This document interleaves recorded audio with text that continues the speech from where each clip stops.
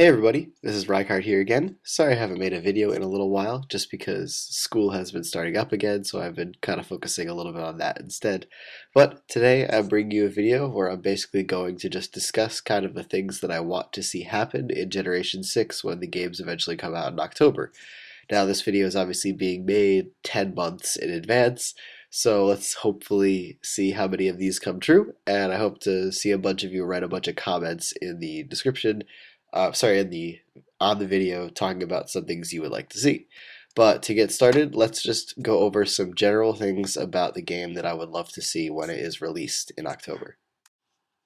So one of the first things that I would love to happen in Generation 6 is to allow you to have a little bit of customization to your character, meaning that even though you do pick between the male or the female character, you should be allowed to at least, change the color on their clothes, maybe give them some kind of like accessories and things like that.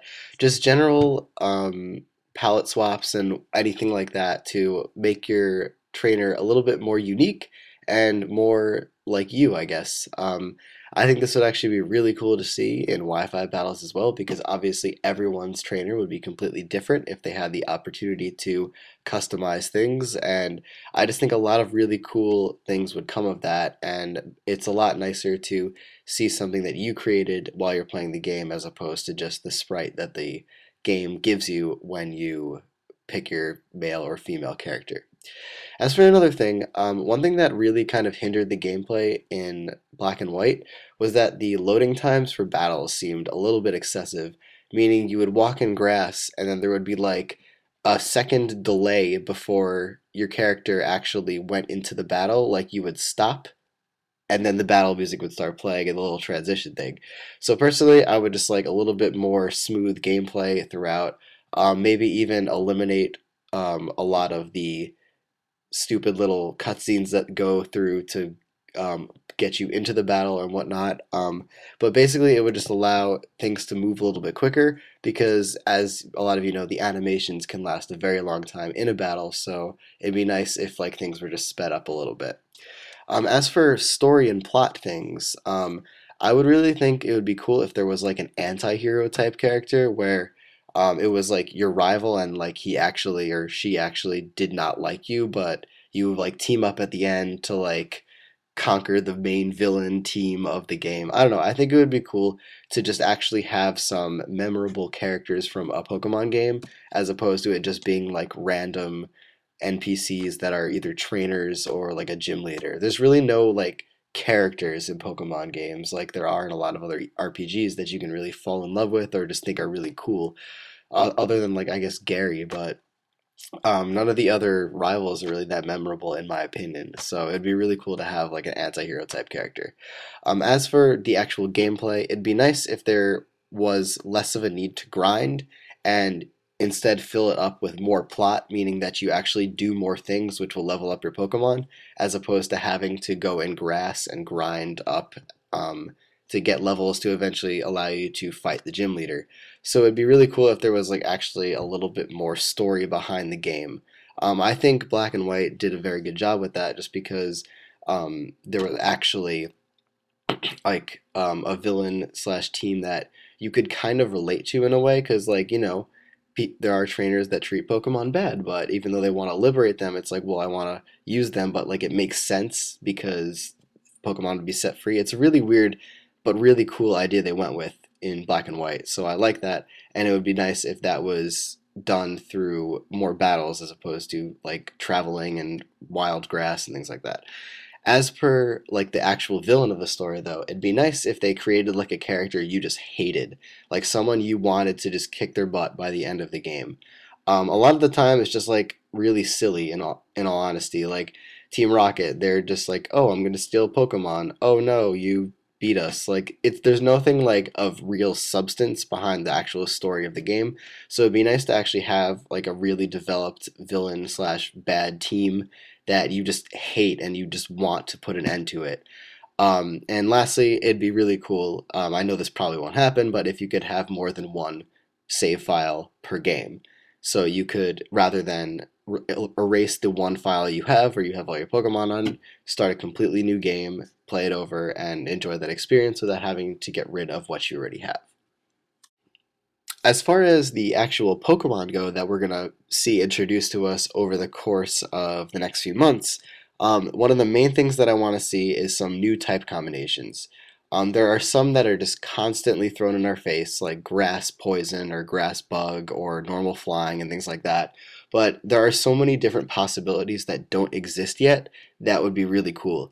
And two of my favorites that I have thought about for a little while would be Poison Psychic as like a defensive bulky Pokemon because Psychic types generally do well. They generally have healing moves, and being immune to poison with that poison typing could be a real pain in the butt. You could sub Calm Mind all day with a Pokemon like that because you wouldn't have to worry about poison. And it would just be a really cool type combination. It gets rid of the immune or the weakness to bug because poison cancels that out, and a couple of other things. And you would also quad resist fighting, which is very important in the metagame because there are so many powerful fighting types. As for a more offensive one, though, I think ice fighting would be a fantastic typing to introduce into Generation 6. Could even be the evolution of Delibird, just throwing that out there.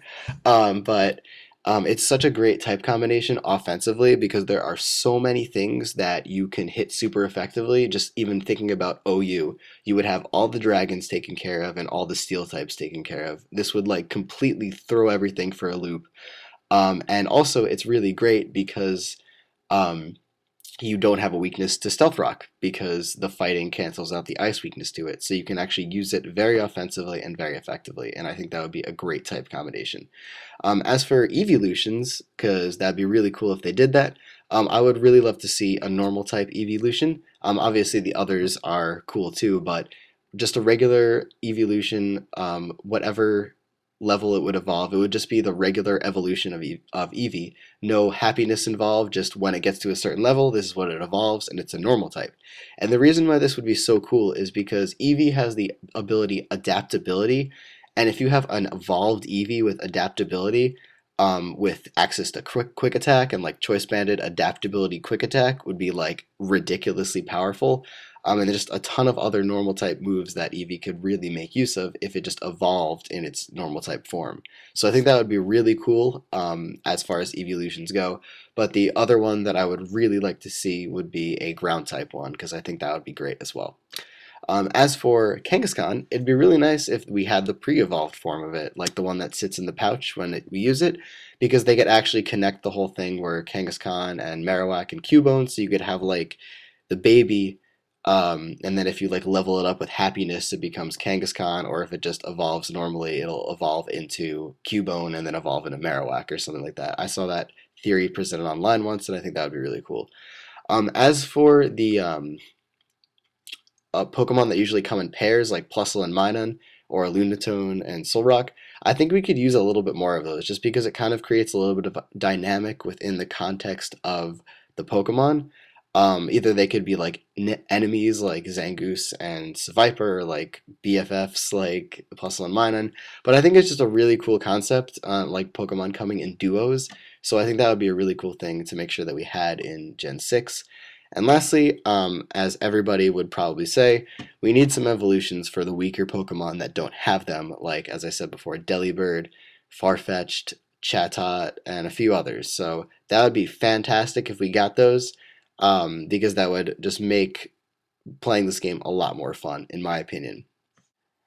And finally, from a competitive standpoint, these are just a list of a few things that I think would be really cool.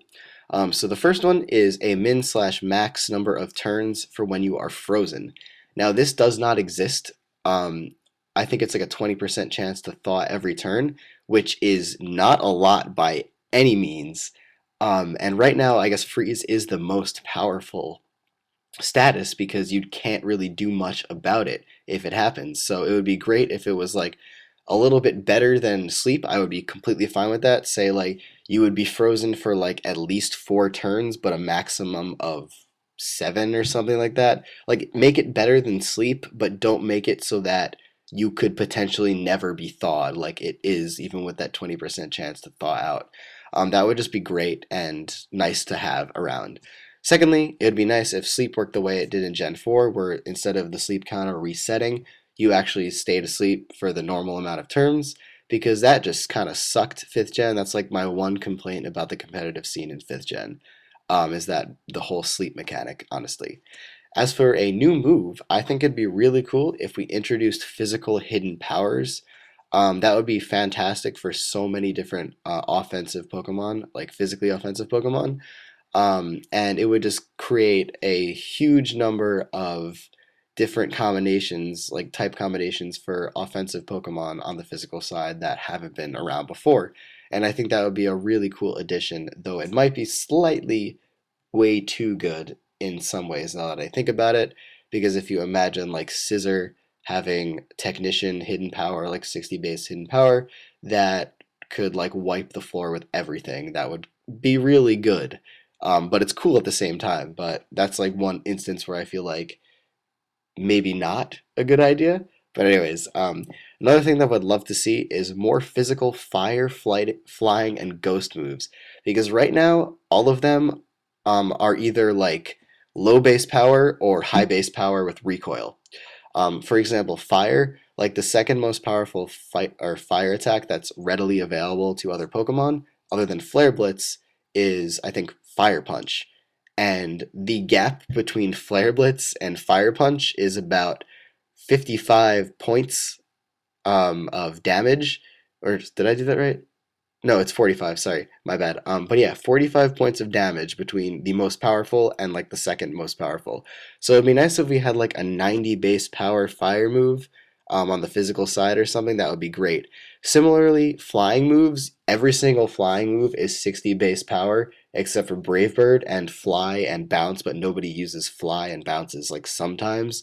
So give us like a good flying move that's like 90 base power. I guess Drill Peck works too, but that's only available to like 5 flying Pokemon. So it would be great if that was more distributed or something like that. And also, the most powerful physical ghost move other than Shadow Force, which only Giratina gets, is Shadow Claw, which is 70 base power. And that's really stupid that the most powerful physical move is 70 base power. So that would just be really great as like additions to Pokemon that are of these types that want to attack from the physical side. Namely, like obviously Flareon. It doesn't need Flare Blitz if it gets another fire if another fire move is invented. And also, I think of Dusknoir to be able to do a lot of really good ghost damage because the best thing it has obviously is either Shadow Claw or Shadow Punch. I'm not even sure which. But as for another thing, it'd be really cool if we got a special attacking rock Pokemon and more special attacking normal type Pokemon. Xbout is really the only one that's notable, and there really isn't a special rock Pokemon, like a Pokemon that is rock type that can do special attacks, really. I mean, I guess there are some that are decent, but not like a designated special rock Pokemon, and I think that would be really cool. As for some ability mechanics that would change, I think we should, or it should be, or Drizzle and Drought should be altered for Politoed and Ninetales to be like a 5 turn thing or an 8 turn thing, just because it doesn't make sense for them to have the same ability as a legendary Pokemon, where the legendary Pokemon actually has significance to a story. There's no reason why Politoed and Ninetales should be able to do that, in my opinion. So it would be great if it was just nerfed for the two of them, but they had like a similar ability that did the same thing, but it wasn't permanent. And then lastly, and my most requested thing of all for Gen 5 would be an item that nullifies entry hazard damage so that we could use all the Pokemon that get screwed over by it. It would possibly be one of the best things for the metagame because then you could use Pokemon, like Articuno and Moltres without any fear of being ruined by Stealth Rock. Because honestly, Stealth Rock broke the game, let's be honest. And to have an item that would just nullify that, maybe even just once, like you use it 1 turn, next time you switch in, you might take the damage, but as long as there was something to make it so that you would not take entry hazard damage, I think that would be the best thing for the metagame to allow you to use so many different Pokemon. And also, it really isn't that big of a deal because it's a trade-off. Like, you don't take damage, but at the same time, you don't get access to leftovers, you don't get access to like a life orb or a choice item or anything like that. So while it's good in some respects, it's also bad because you don't get to really maximize what those Pokemon can do. Like Articuno is a great wall, but you can't really do that without leftovers.